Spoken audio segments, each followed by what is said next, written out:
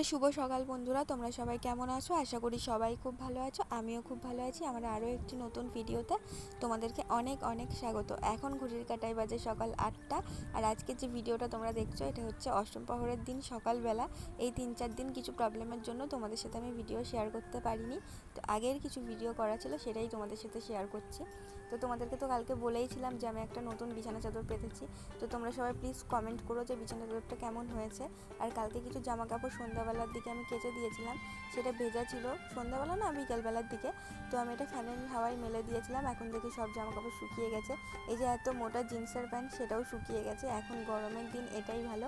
শীতকালের দিন তো 2 দিন লাগে এই মোটা মোটা জিন্সের প্যান্ট শুকাতে গেলে। তো জামা কাপড়গুলোকে সুন্দর করে ভাঁজ করে নেব, ভাঁজ করে গুছিয়ে নেব। সকাল সকাল সব কাজকর্ম হয়ে গেলে না মনটা ভালো থাকে।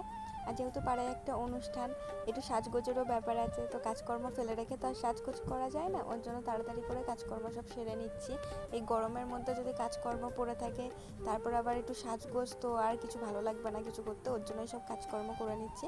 বিছানা চাদরটাও কালকে কেচে দিয়েছিলাম, মেলে দিয়েছিলাম, তো সেটাও শুকিয়ে গেছে। তো সেগুলো ভাঁজ করে এখন গুছিয়ে রাখবো।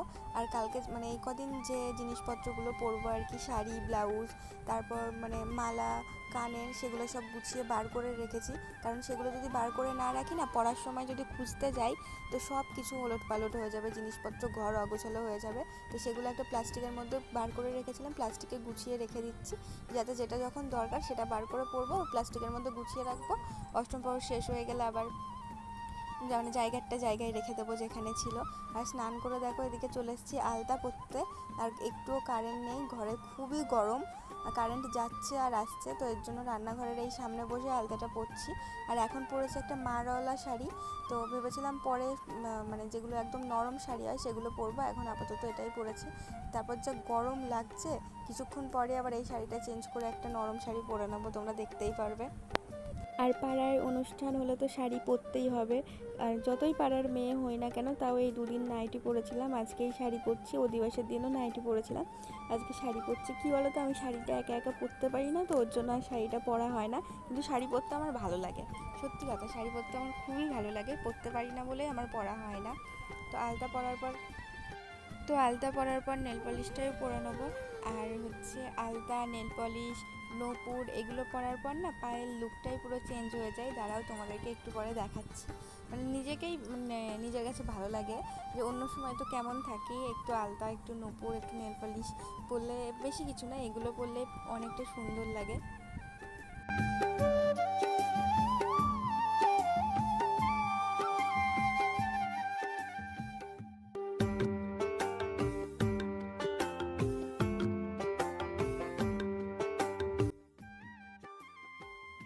আর এদিকে দেখো পুরো ঘেমে গেছি, কারেন্ট নেই, ওর জন্য বাইরে বসতে হয়েছে। প্রচণ্ড রোদ, গরম, মানে পুরো ঘেমে গেছি। যে স্নান করে এসেছি মনেই হচ্ছে না, মনে হচ্ছে যে আর একবার গিয়ে স্নান করে আসি, এতটা গরম।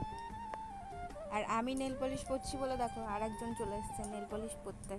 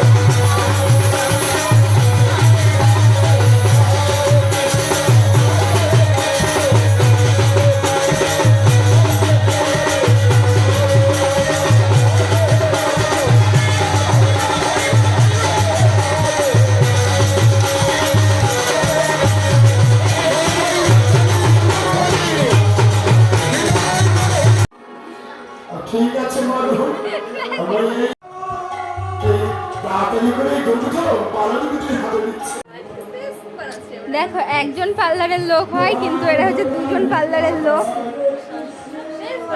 মুখটাকে পেতনির মতো লাগবে তো ম্যাডাম?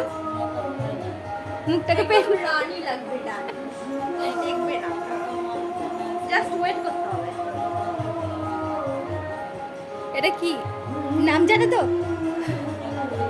রং রং